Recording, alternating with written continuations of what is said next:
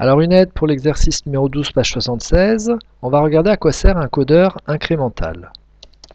Grâce à une vidéo publicitaire sur une entreprise, on va regarder ici ce codeur incrémental, à quoi il sert par exemple sur ce dispositif-là.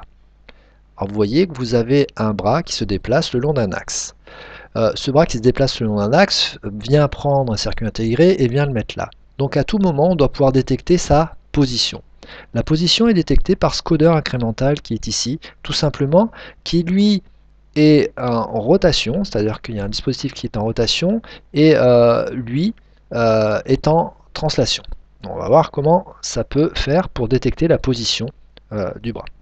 Alors ensuite, d'autres dispositifs où il peut être utilisé, ce codeur incrémental, eh ben, par exemple ici, en dessous d'un tapis roulant, pour détecter une vitesse, ici et là pour détecter pareil, une vitesse de rotation, ici la vitesse de rotation d'un moteur, ici et là aussi, et enfin, ça peut encore détecter, comme tout à l'heure, une position pour lever, par exemple, une charge à cet endroit-là, et le capteur est ici.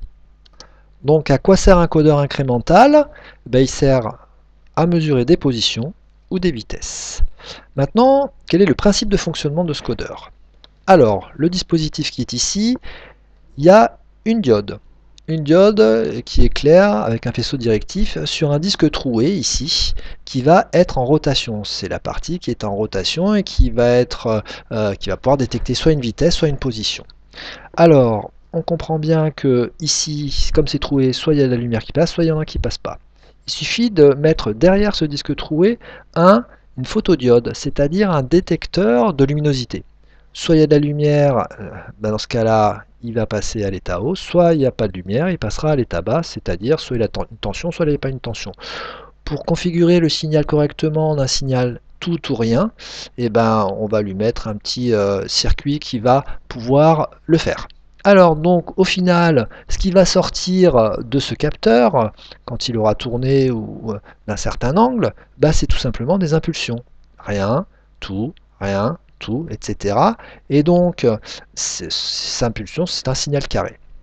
Vous voyez bien qu'il peut mesurer une vitesse ou une position parce que si on a un compteur binaire qui permet de mesurer ce nombre d'impulsions, par exemple en un certain temps, ben dans ce cas-là, il pourra ramener ça à une vitesse, tout simplement, ou à un certain nombre de carrés correspond à un certain angle. Donc lorsqu'un trou laisse passer de la lumière, alors la photodiode devient passante, et il y a apparition alors d'une impulsion. Voilà pour l'aide pour l'exercice 12, page 76.